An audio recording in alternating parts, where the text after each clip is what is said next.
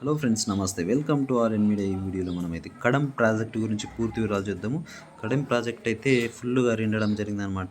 ఇది ఆదిలాబాద్, అంటే పాత ఆదిలాబాద్లోని ప్రస్తుత నిర్మల్ జిల్లాలోని కడెం ప్రాజెక్ట్ అయితే ఉందన్నమాట. కడెం అనే విలేజ్ దగ్గర అయితే ఉంది. కడెం ప్రాజెక్టు ఎగువ ప్రాంతాల్లో కురుస్తున్న భారీ వర్షాలకు ప్రాజెక్టులోని 13,320 క్యూసెక్కుల వరద నీరైతే వచ్చి చేరుతుందని ప్రాజెక్ట్ అధికారులు సోమవారం ఉదయం 6 గంటలకే వెల్లడించడం జరిగింది.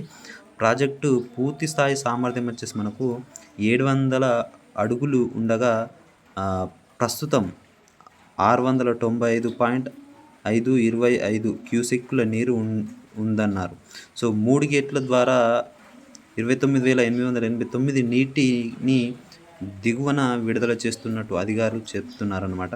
అయితే గతంలో అయితే ఈ కడెం ప్రాజెక్ట్కి అయితే భారీ వరదలు రావడంతో మనకు చాలా ప్రమాదంలో ఉన్నప్పటికీ వర్షాలు తగ్గుముఖం పట్టడంతో ఆ ప్రమాదం అయితే దక్కడం జరిగిందనమాట. అయితే ఇప్పటికి కూడా మనకు గత 2 రోజుల నుంచి వర్షాలు అయితే కురుస్తూ ఉన్నాయి. ఇంకా 2-3 రోజులు వర్షాలు ఉన్నాయని వాతావరణ శాఖ తెలపడంతో ఇక్కడ అధికారులు అయితే అవ్వడం జరిగింది.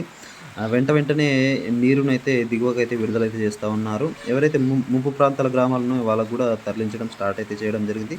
ఇలాంటి అప్డేట్ కోసం మన ఛానల్ని ఇప్పుడే సబ్స్క్రైబ్ చేయండి, లైక్ చేయండి, షేర్ చేయండి.